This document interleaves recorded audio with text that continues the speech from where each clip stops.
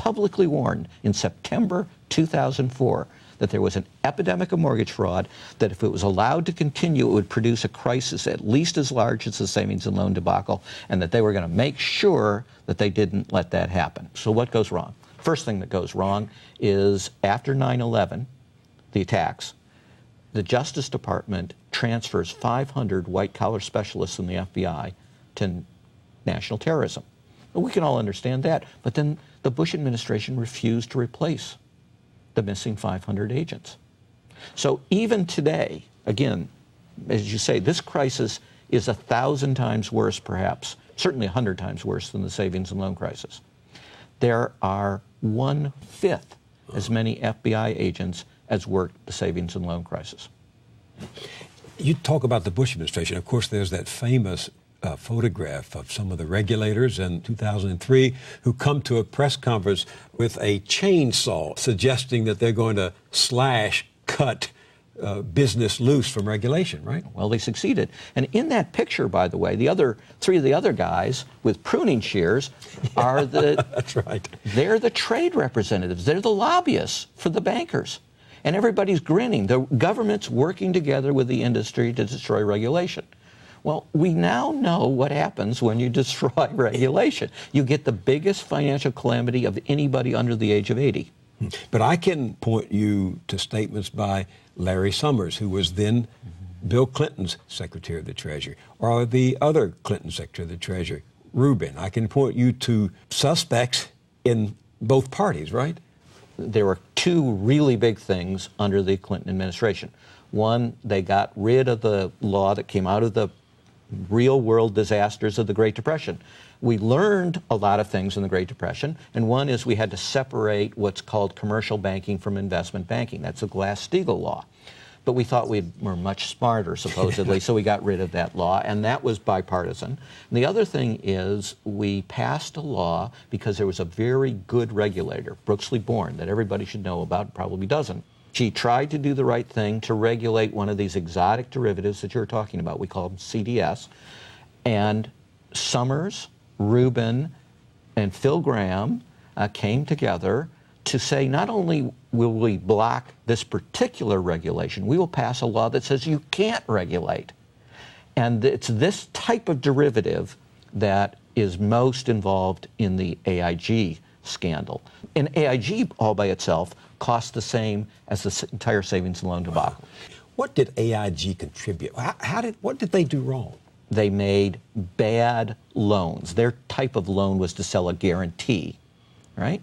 And they charged a lot of fees up front, so they booked a lot of income, paid enormous bonuses. The bonuses we're thinking about now, they're much smaller than these bonuses that were also the product of accounting fraud. And they got very, very rich.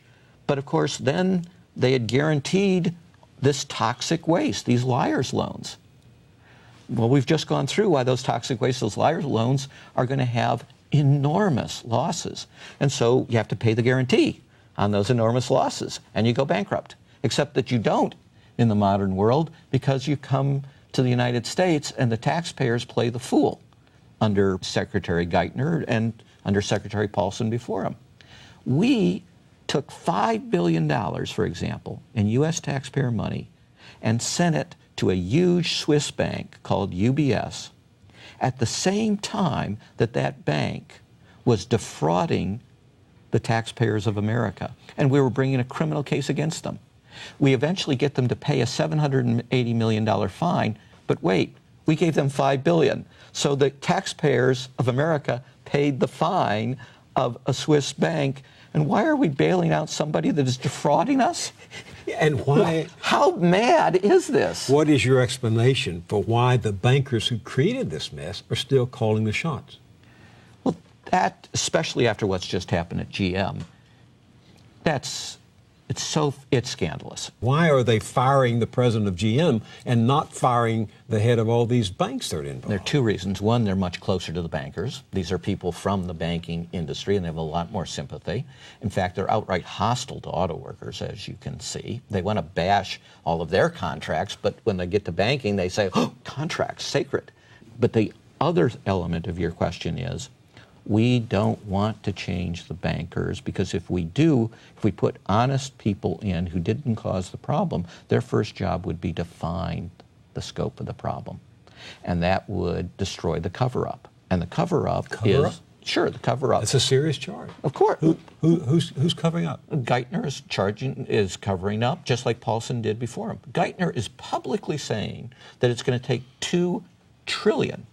A trillion is 1,000 billion. Right? 2 trillion taxpayer dollars to deal with this problem.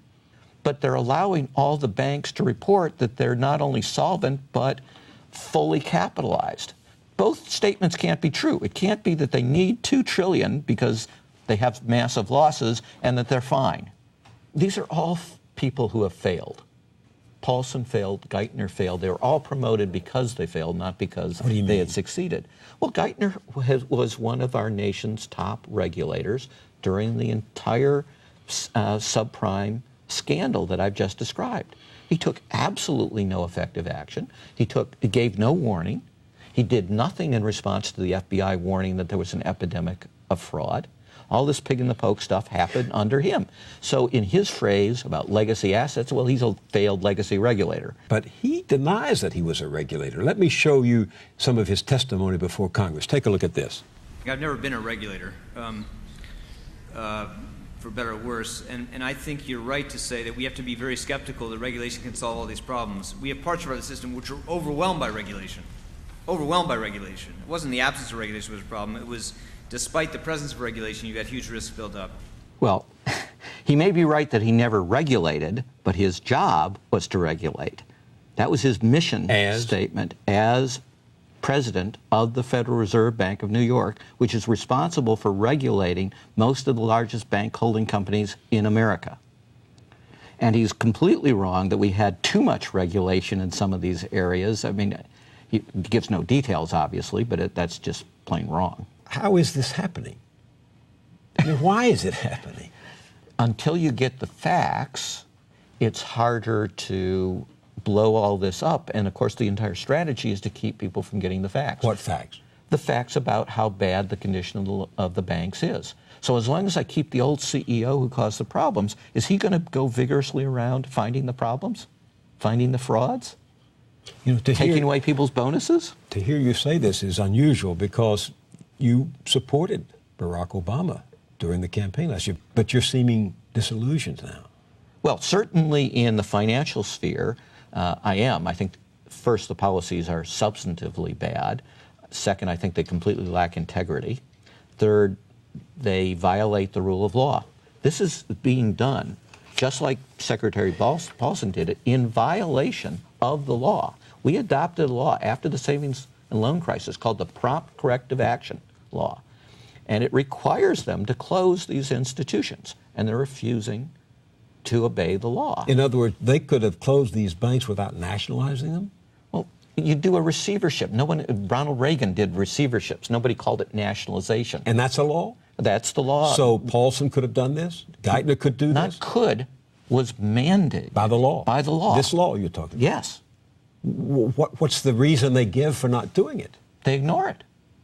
And nobody calls them on it. Where's Congress? Where's the press? Well, where's the Pecora investigation? The what? The Pecora investigation. The Great Depression, we said, hey, we have to learn the facts.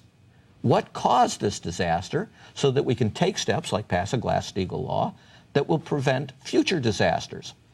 Where's our investigation?